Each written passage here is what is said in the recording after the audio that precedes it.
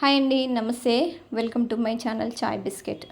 ఈరోజైతే నేను మంచి టేస్ట్ ఉండే శనగపప్పు కర్రీ చూపిస్తున్నాను.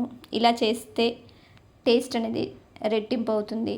చాలా అంటే చాలా బాగుంది. చాలా ఈజీగా సింపుల్గా చేసుకోవచ్చు. అన్నీ ఇంట్లో ఉన్న వాటితోనే ఇలా కమ్మగా వండుకోవచ్చు.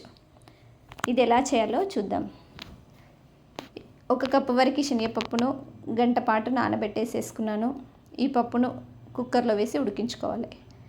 కుక్కర్లో వేసేసుకొని కొంచెం వాటర్ వేసుకోవాలి, మరీ ఎక్కువ వేసుకోవద్దు. ఎందుకంటే 1 అవర్ పాటు నానబెట్టేసేసుకున్నాను కదా. అలాగే కొంచెం పసుపు, ఆయిల్ వేసేసుకొని మూత పెట్టేసేసుకొని 3 విజిల్స్ వచ్చేంత వరకు ఉడికించుకోవాలి. 3 విజిల్స్ రాగానే స్టవ్ ఆఫ్ చేసుకొని కుక్కర్ను పక్కకు పెట్టేసేసుకోవాలి. ఇప్పుడు స్టవ్ మీద ప్యాన్ పెట్టుకొని సరిపడినంత ఆయిల్ వేసేసుకోవాలి.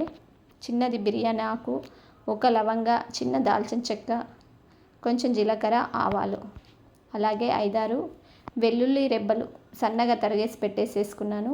అలాగే పొడుగ్గా కట్ చేసి పెట్టేసేసుకున్న అల్లం ముక్కలు వేసేసుకొని ఆయిల్లో ఇవన్నీ కూడా మంచిగా ఫ్రై చేసేసుకోవాలి. ఇలా ఫ్రై అవ్వగానే ఇందులోకి మీడియం సైజు ఉల్లిపాయ చిన్న ముక్కలుగా కట్ చేసి పెట్టేసేసుకున్నాను. ఈ ఉల్లిపాయ ముక్కలను ఇందులో వేసేసుకొని మంచిగా ఫ్రై చేసేసుకోవాలి. ఉల్లిపాయలు ఫ్రై అవ్వకపోతే కర్రీ అనేది తీయగా అవుతుంది కాబట్టి మంచిగా ఫ్రై చేసుకోవాలి. ఇందులోకి కొంచెం కరివేపాకు, 2 ఎండిన మిరపకాయలు వేసేసుకొని ఇంకా కొంచెం సేపు ఉల్లిపాయలను ఫ్రై చేసుకోవాలి. ఇలా ఫ్రై అవ్వగానే ఇందులోకి 3 మీడియం సైజు టమాటాలు చిన్న ముక్కలుగా కట్ చేసి పెట్టేసేసుకున్నాను. ఈ టమాటా ముక్కలను ఇందులో వేసేసుకొని ఇవన్నీ కూడా కలిసేటట్టుగా ఒకసారి మంచిగా కలుపుకోవాలి.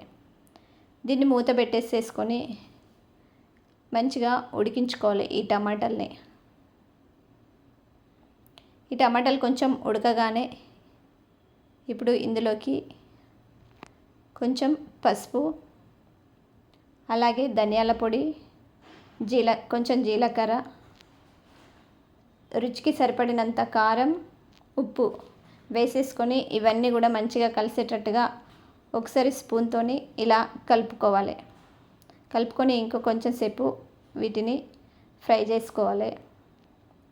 ఇప్పుడు కుక్కర్లో పప్పు వేసాం కదా, ఇలా ఉడికిపోయిందండి. మరీ మెత్తగా ఉడికించుకోవద్దు, గుజ్జులాగా మరీ పలుకగా ఉంచుకోకుండా ఇలా మీడియం సైజులో ఉడికించుకోవాలి. ఇప్పుడు పప్పులో ఉన్నటువంటి వాటర్ని తీసుకొని టమాటాలలో వేసేసుకొని ఇలా ఒక్కసారి కలుపుకొని ఇంకా కొంచెం సేపు ఉడికించుకోవాలి. ఎలా అంటే మెత్తగా అయ్యేటట్టుగా, మొత్తం టమాటాలు అనేటివి గుజ్జులాగా అయ్యేటట్టుగా ఇలా ఉడికించుకోవాలి. ఇవి మంచిగా ఉడికిన తర్వాత ఇందులోకి ఉడికించుకున్న ఈ శనగపప్పును ఇందులో వేసేసుకోవాలి. ఇదే కుక్కర్లోకి కొంచెం వాటర్ వేసేసుకొని పప్పులో వేసుకుంటున్నాను. ఇప్పుడు ఇదంతా కలిసేటట్టుగా మంచిగా కలుపుకోవాలి. మూత పెట్టేసేసుకొని ఇంకా కొంచెం సేపు పప్పును ఉడికించుకోవాలి. దీనికి వాటర్ సరిపోయినాయండి.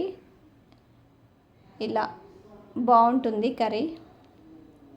ఇంకో కొంచెం సేపు ఉడికించుకున్న తర్వాత ఇప్పుడు ఇందులోకి కొంచెం కొత్తిమీర వేసేసుకొని లాస్ట్లో స్టవ్ ఆఫ్ చేసుకొని సర్వ్ చేసుకోవాలి. ఇది రైస్లోకి, చపాతీలకి చాలా అంటే చాలా బాగుంది. ఒక్కసారి టేస్ట్ చూసామంటే వారంలో 4 సార్లు అయినా తింటాం, అంత బాగుందండి. మీ అందరికీ స్మాల్ రిక్వెస్ట్ ఏంటంటే మా ఛానల్ ఎవరైతే చూస్తున్నారో, ఎవరైతే ఇప్పటివరకు సబ్స్క్రైబ్ చేసుకోలేరో వాళ్ళందరూ కూడా తప్పకుండా సబ్స్క్రైబ్ చేసుకోండి. అలాగే లైక్ చేయండి, షేర్ చేయండి. Thank you.